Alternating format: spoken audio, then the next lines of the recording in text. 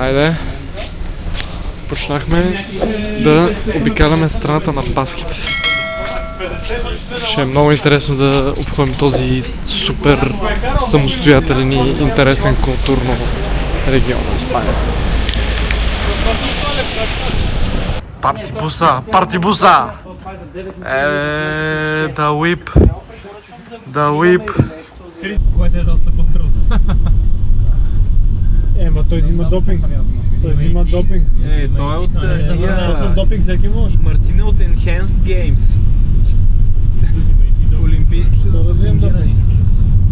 Слънцето грее, вече сме в Сантандер, в града. Тук е уникално, само искам да ви покажа ето красавец, който сме си взели. Направо вътре като наистина VIP experience. И точно къде сме го паркирали отзаде. Видите, Трябва да видим паркинг, къде да паркинг, дали Плащ. са плащ. Ами трябва да го гледам без бариера. я гледайте. Не, според мен си. Мартицко момче! Пламката момче! В Паласио де ла Магдалена. Сантандер, бейби. Сантандер. Около нас са само градинки, моренцето Това там. тук е Плая де Бикини. Гледайте, гледайте. Бикини плажа. Цак.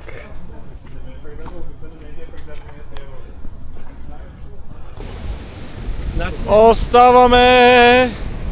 Оставаме! не ви предлагам общи снимки.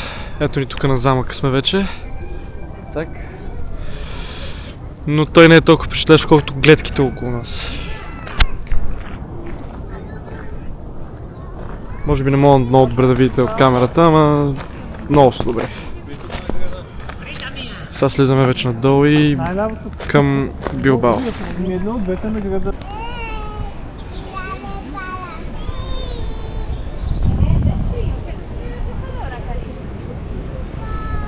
Това не го очаквахме в парка. И така, хора, вече сме по улицата на Билбао. Трябваше ми малко почивка да си взема от час и половина, просто защото много ни смаза пътя от Сантандер насам. Вече сме всички.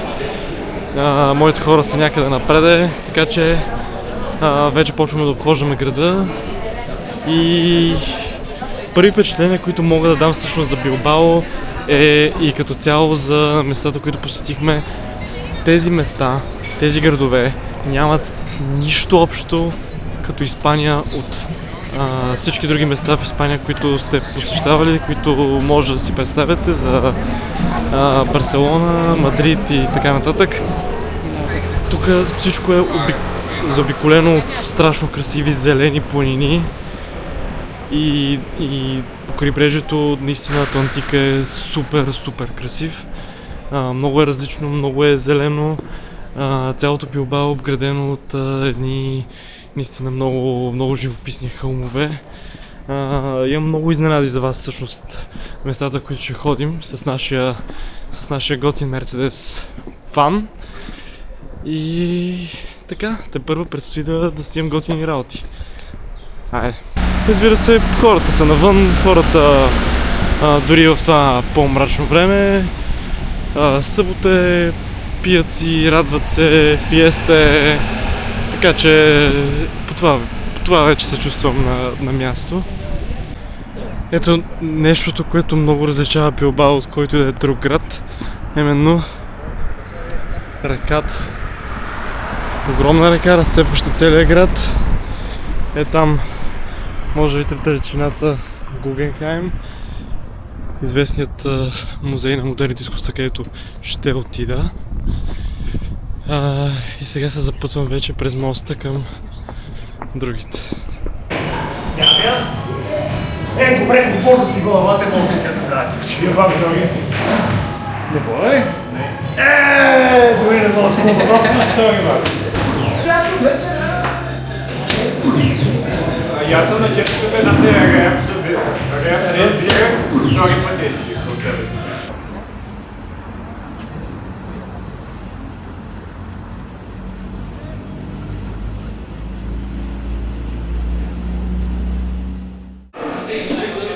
Буенас Диас, Бангарангас. Какво става? След исторически успех на Евровизия, това видео ще остане в историята като видеото, когато спечелихме Евровизия. Ударихме една много добра закуска, качваме се на буса и потегляме по готини места към Сан Себастиан и на практика към към границата с Франция.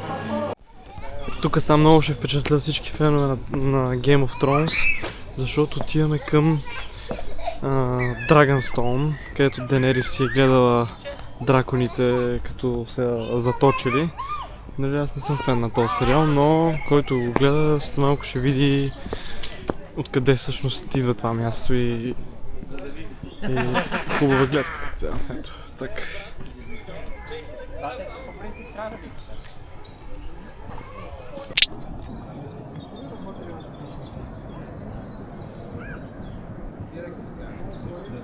Ето го е там долу стълбите към... мисля, че това е някакъв католически храм. Но ще прикача снимка и как изглежда всъщност в сериала това полуостровче.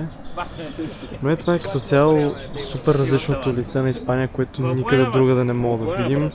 А именно тези наистина супер гъсти зелени гори, сливащи се с Атлантическия бряг.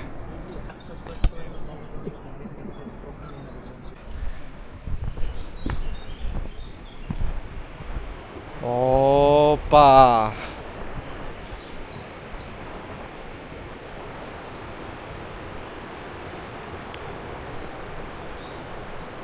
И натам панорамата е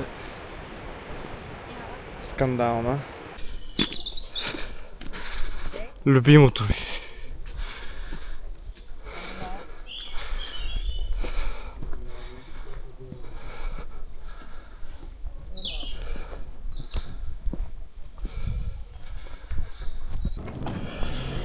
Айде, тук сме вече и над Доностия, Сан Себастиан.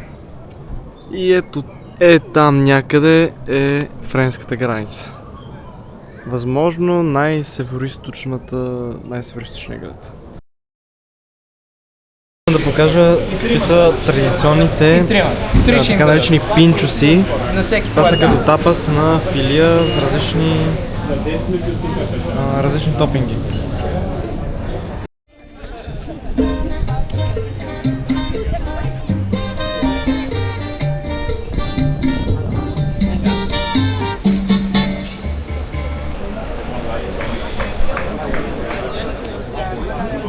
Както вече може би можете да предположите, отново отиваме на матч. Явно канала ми се превърна повече в ходене на матча, отколкото в нещо друго, но ще се постарая да има от всичко в този канал. Но отиваме на матч на Реал Сосиедад в Испанската Ла Лига срещу Валенсия. La 90 y estuve en Mondragón, pero no te conocí.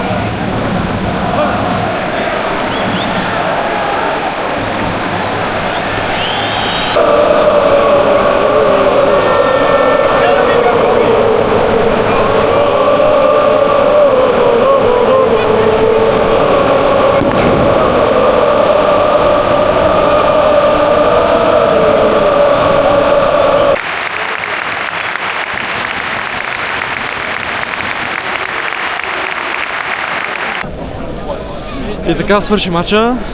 Топ за неутралния фен. 3-4 за Валенсия. С 3 обрата. Червен картон. Беше супер интересно.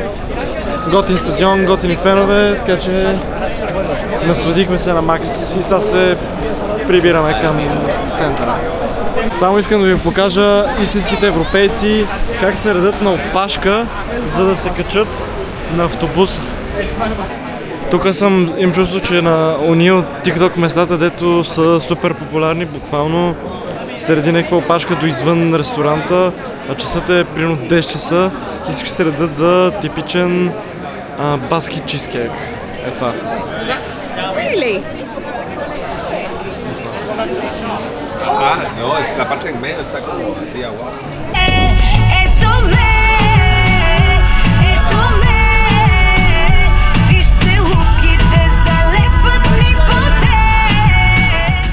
Буенас!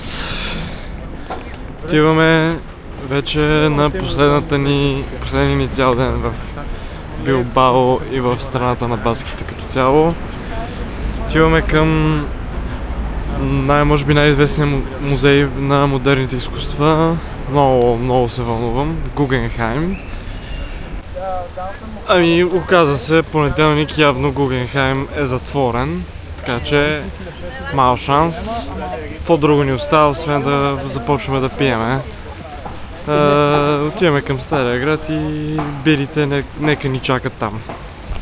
евро, че на всяка цена ще... Айде, сорито. Салют! 73 точки.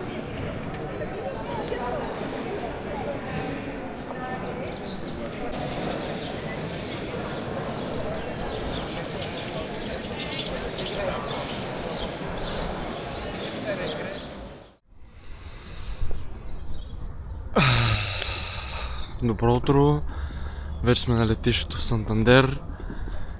Дойде и този момент да сложа край на това видео. Надявам се, че ви харесва. Само искам да кажа за наистина, който се чуди къде да отиде, къде в Европа. Харесва му Испания, омръзнала му от Мадрид и Барселона и не иска да ги гледа. Просто искам да кажа, елате в страната на баските, вземете го този билет и елате тук. Много е интересно, много е различно. Език няма такъв, нищо общо с испанския. Хора хубави, гледки топ, крайбрежие заедно с природа, сливащи се, хубава храна. Просто наистина, ако имате възможност, страната на баските задължително препоръчваме с две ръце. И така, учтиво моля за лайк и сабскрайб, разбира се. И надявам се да се видим скоро отново.